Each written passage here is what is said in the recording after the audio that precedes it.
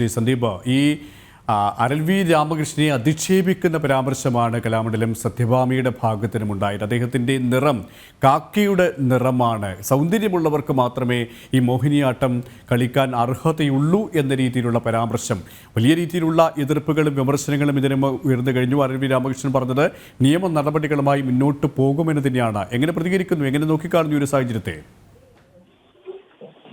നല്ല ശുദ്ധ മലയാളത്തിൽ പറഞ്ഞാൽ നല്ല പിട കിട്ടാത്തതിന്റെ സോക്കേടാണ് എന്നേ പറയാൻ പറ്റുകയുള്ളൂ.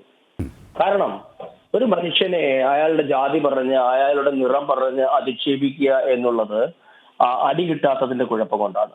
എന്താണ് ഇവരെയൊക്കെ നയിക്കുന്ന ചിന്താഗതി എന്ന സത്യത്തിൽ എനിക്ക് ഇപ്പോഴും മനസ്സിലാകുന്നില്ല. ഈ 21-ാം നൂറ്റാണ്ടിലും ഒരു മനുഷ്യന് അവന്റെ യാതൊരു വിധമായ നിയന്ത്രണവും ഇല്ലാത്ത, അല്ലെങ്കിൽ അവന്റെ കഴിവുകേട് കൊണ്ടോ അല്ല ഒരാൾ ഏതെങ്കിലും ഒരു ജാതിയിൽ ജനിക്കുകയോ ഏതെങ്കിലും നിറത്തിൽ ഉള്ള ആളായി ജനിക്കുകയോ ചെയ്യുന്നത്. അങ്ങനെയുള്ള ഒരു അവസരത്തിൽ ഒരു മനുഷ്യനെ അദ്ദേഹത്തിന്റെ തൊലിയുടെ നിറം വെച്ച് അധിക്ഷേപിക്കുക, ഇകഴ്ത്തുക എന്നൊക്കെ പറഞ്ഞാൽ ചാട്ടവാറ് കൊണ്ട് അടിക്കേണ്ട കുറ്റമാണെന്നേ ഞാൻ പറയുകയുള്ളൂ.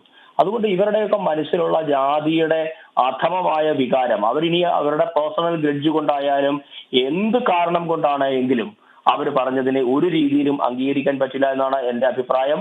സാംസ്കാരിക കേരളത്തിന് അപമാനമാണ്. ഇത്തരം ആൾക്കാരെ സാമൂഹ്യമായി ബഹിഷ്കരിക്കാൻ കേരളത്തിലെ പൊതുസമൂഹം തയ്യാറാകണമെന്നാണ് എനിക്ക് പറയാനുള്ളത്. കാരണം ഇത് കേരളത്തിൽ കഴിഞ്ഞ കുറെ കാലങ്ങളായി ഇടതുപക്ഷം വളർത്തിയെടുത്തുകൊണ്ടിരിക്കുന്ന ഒരു മേധാവിത്വ ചിന്തയുടെ ഭാഗമാണ്. ഇത് ഏതെങ്കിലും വ്യക്തികളിൽ മാത്രമായി ഒതുങ്ങുന്നില്ല. കാരണം നിങ്ങൾ നോക്കൂ, കഴിഞ്ഞ കുറെ കാലങ്ങളായി കേരളത്തിൽ എന്താ വരുന്നത്?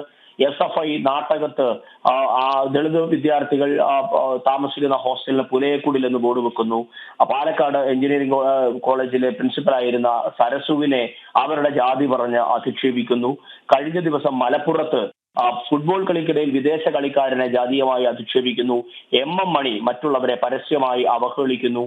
ഇങ്ങനെ തുടങ്ങി എത്ര കാലമായി ഇവരിങ്ങനെ തുടങ്ങുന്നു. അപ്പൊ കേരളം വലിയ സാംസ്കാരികമായ ഔന്നത്യമുള്ളത് എന്ന് പറയുകയും അതേസമയം ഇത്തരത്തിലുള്ള നികൃഷ്ട ജന്മങ്ങൾ കേരളത്തിൽ ജീവിച്ചിരിക്കുകയും ചെയ്യുന്നു എന്നതാണ് യാഥാർത്ഥ്യം. അതായത് ശ്രീ സന്ദീപ് വാചസ്പതി, താങ്കൾ പറഞ്ഞതുപോലെ തന്നെ ചില വ്യക്തികളുടെ സവർണ മേധാവിത്വവുമായി ബന്ധപ്പെട്ട് ചിന്തകളുമായി ബന്ധപ്പെട്ട ഒരു നേർസാക്ഷ്യം അത് തന്നെയാണ് സത്യഭാമയുടെ വാക്കുകളിൽ കൂടി പ്രകടമാകുന്നത്, അല്ലേ? അല്ല, അതാ ഞാൻ പറഞ്ഞത്. ഇത് കേരളത്തിലെ വളർന്നു വരുന്ന ഒരു സമൂഹം ഉണ്ടെന്ന് ഇങ്ങനെ. അപ്പൊ അതിനുള്ള അനുയോജ്യമായ സാഹചര്യം കേരളത്തിൽ ഉണരുന്നുണ്ടല്ലോ.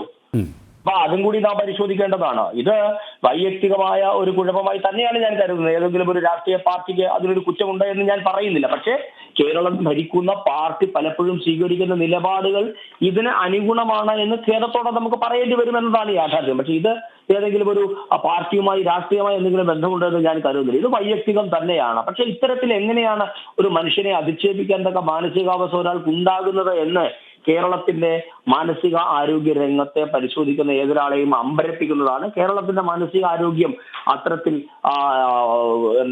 നമ്മൾ പറയുന്ന ആരോഗ്യകരമല്ല, അല്ലെങ്കിൽ അത്തരത്തിൽ ഇഫക്റ്റീവ് അല്ല എന്ന് നാം പറയേണ്ടി വരും. ഇത് സത്യത്തില് ഇവരെ പോലെയുള്ളവര് തൊലി വെളുത്തതായിരിക്കും, അല്ലെങ്കിൽ വെളുത്ത നിറം എന്നുള്ളത് എന്തോ മഹത്വമായ കാര്യമാണ് എന്നായിരിക്കും ഇവർ കരുതിയിരിക്കുന്നത്. ഇവർ ജനിച്ചിരിക്കുന്ന ജാതി എന്തോ മഹത്വമുള്ളത്. ഇവരുടെ ഏതെങ്കിലും കഴിവ് കൊണ്ടാണോ ഇവർ ഏതെങ്കിലും ജാതിയിൽ ജനിച്ചത്? ഇവരുടെ എന്തെങ്കിലും മേന്മ കൊണ്ടാണോ ഒരിക്കൽ തൊലിക്ക് വെളുത്ത നിറം കിട്ടിയത് അല്ലെങ്കിൽ കറുത്ത നിറം കിട്ടുന്നത്?